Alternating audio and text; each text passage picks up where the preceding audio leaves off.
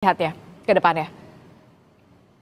Ya, yang pertama yang perlu kita perhatikan adalah besar atau kecil itu adalah relatif ya, tergantung dari tugas dan tanggung jawabnya. Mhm, Kalau kita lihat dari balik lagi ke yang paling asasi, asta cita, dari 8 ada 5 yang sebenarnya fungsi utamanya adalah fungsi ekonomi yang mhm, saya identifikasi. mhm, Nah, apalagi sekarang kita juga melihat di Kementerian Keuangan itu sudah langsung di bawah Presiden. mhm. Itu menunjukkan betapa pemerintahan ini sebenarnya fokusnya adalah untuk eh, Percepatan. fokus pada ekonomi ya, Mhm, bagaimana mencapai pertumbuhan ekonomi tinggi mhm, tanpa kemudian harus membuat fiscal capacity kita tertekan. mhm, Nah, dalam konteks itu, saya juga melihat tipikal kepemimpinan ala militer, ya, baik itu Pak Prabowo, kemudian sebelumnya juga kita juga pernah melihat kepemimpinan ala Pak SBY, SBY. Mhm, dan secara terbatas kita juga melihat di eranya Pak Luhut ya ketika menjadi Menko Marves, ini banyak membuat tim-tim ya. Bagaimana dulu juga ada badan-badan banyak sekali di zaman SBY. Begitu juga di eranya Pak Prabowo. Apalagi dua ini ya, Pak Prabowo dan juga Pak Luhut, ini kan Kopassus.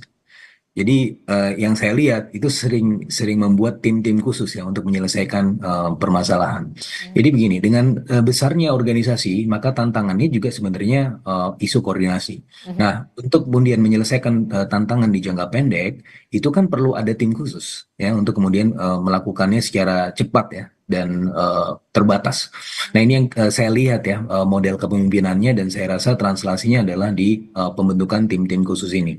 mhm. Karena biar bagaimanapun ada target-target yang harus kemudian cepat ya Dicapai. in action, di-enforce, Mhm, seperti misalnya di bulan Januari 2025 mhm. yang saya lihat ada Makan program makan makan bergizi. bergizi gratis yang harus kemudian langsung ya dilaksanakan di awal tahun. Mhm, Kemudian juga ada program revitalisasi sekolah, mhm, itu juga jumlahnya juga lumayan 21 triliun, mhm, dan akan didistribusikan tentunya secara rata mhm, di kuartal-kuartal di tahun depan, dan mhm, ini juga butuh ada kecepatan. Nah, dalam konteks kecepatan itu dengan organisasi yang juga masih mencari-cari bentuk, saya rasa pembentukan tim-tim khusus ini adalah untuk menggawangi di jangka pendek secara intertemporal mhm, gitu. mhm, Nah, di sisi yang lain ya tentunya utamanya adalah ya kementerian ya. Kementerian-kementerian ini nanti akan menjadi eh, tolak ukur ya kontribusi menteri-menteri ini di jangka menengah dan panjang. Tetapi untuk di jangka pendek ini kalau kita mengejar target-target yang sifatnya populis ya 100 hari, 3 bulan yang sama dipindai oleh masyarakat mhm, dan juga netizen. Nah, ini saya rasa sangat krusial untuk kemudian membentuk tim-tim khusus ini untuk membantu percepatan pelaksanaan ya tugas dan tanggung jawab kementerian-kementerian yang mhm. baru. Produk halal begitu ya, Babe Haikal yang akan memimpin secara langsung soal ini. Nah, tadi saya sempat bertanya dengan Bung Fitra. Bung Fitra, ini kan kalau kita lihat ya, bagaimana kemudian bisa mengawal ini semua supaya efektif? Kalau kita lihat tadi sudah Babe Haikal mengatakan Kepala Badan Penyelenggara Jaminan Produk Halal ini nanti akan ada MUI, Kementerian Agama, termasuk juga soal Badan Pengentasan Kemiskinan juga nanti akan bersinggungan dengan kementerian-kementerian terkait begitu, termasuk juga soal anggaran. Ini yang penting pastinya ya. Jangan sampai ada tarik-menarik atau tumpang tindih atau potensi gesekan-gesekan antara badan khusus dan juga kementerian terkait. Bagaimana ini supaya bisa efektif nantinya?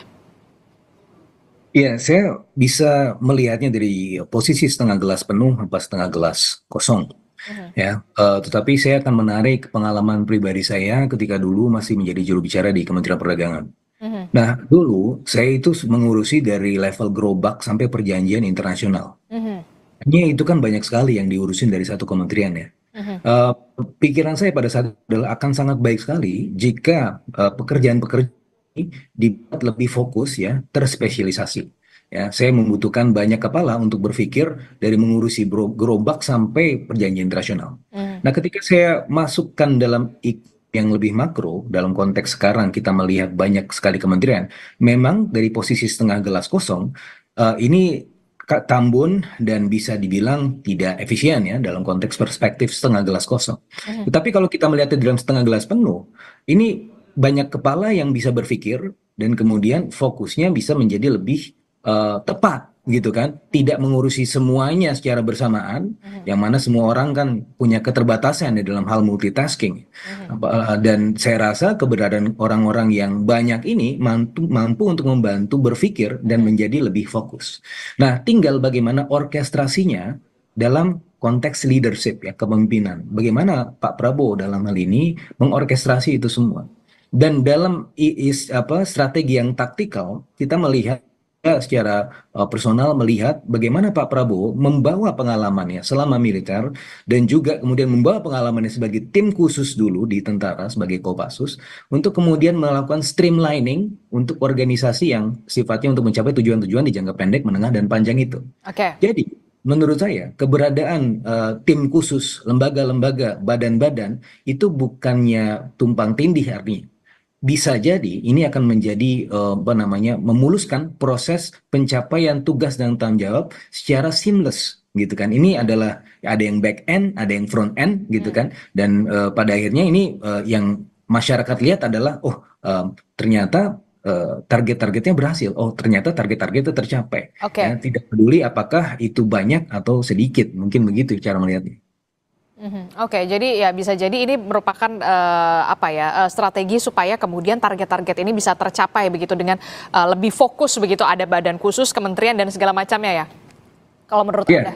iya betul betul sekali. Makanya kalau melihat dari kemarin kan kita juga melihat di tipe kepemimpinan Pak Jokowi orang yang spesial ya Pak Luhut bisa di mana-mana ya. Tapi sebenarnya itu bukan Pak Luhutnya, itu timnya. Tim khusus Pak Luhut yang mana Pak Luhut juga latar belakangnya Kopassus kan. Itu memiliki ide yang sama ya untuk kemudian melakukan semua proses secara seamless dan get things done. Nah, makanya ketika saya melihat pembentukan badan-badan ini sedikit meresonansi apa yang Pak Prabowo lakukan dulu ketika di zaman Kopassus, ya, melakukan menjadi tim khusus untuk menyelesaikan pekerjaan-pekerjaan yang tidak bisa dikerjakan oleh tim tim yang utamanya begitu kan. Jadi tim khusus ini tujuannya adalah untuk membantu sebagai backup yang mempercepat proses expediting the process. Perkembangan ekonomi pastinya kita berharap dengan adanya badan-badan ini bisa mempermudah yang tadinya sulit begitu ya, dan untuk bisa dampaknya perkembangan ekonomi. Ya, secara umum ya, kalau kita bicara mengenai konsep pertumbuhan ekonomi itu akan lancar melaju kalau tidak ada hambatan-hambatan, gitu ya. Nah, sehingga hambatan-hambatan itu, baik yang di jangka pendek maupun jangka menengah, itu harus kemudian dicarikan solusinya secara segera. Ya, apalagi kita tahun depan itu target pertumbuhan ekonominya berdasarkan nota keuangan APBN 5,2%. Padahal kalau menurut forecast rasional saya itu sebenarnya cuma 5%.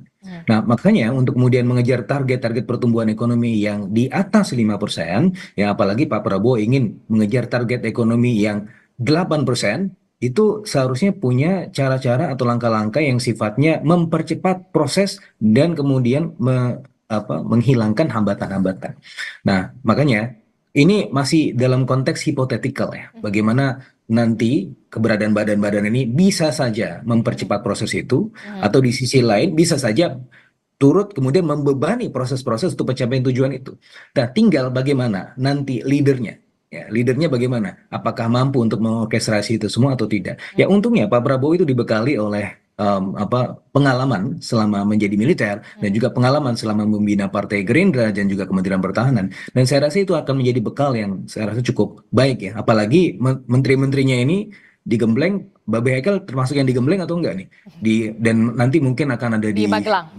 Di Magelang, di Lembah Tidar, ya itu kan sebenarnya proses-proses untuk kemudian mengorkestrasi ya organisasi yang besar sehingga ya ini ya cuma ada satu kepemimpinan dan itu semua harus kemudian top down sifatnya dan semua harus menjalankan perintah-perintah yang di atas dan itu adalah gaya kepemimpinan yang menurut saya itu menjadi signature marknya Pak Militer. Prabowo ke depan.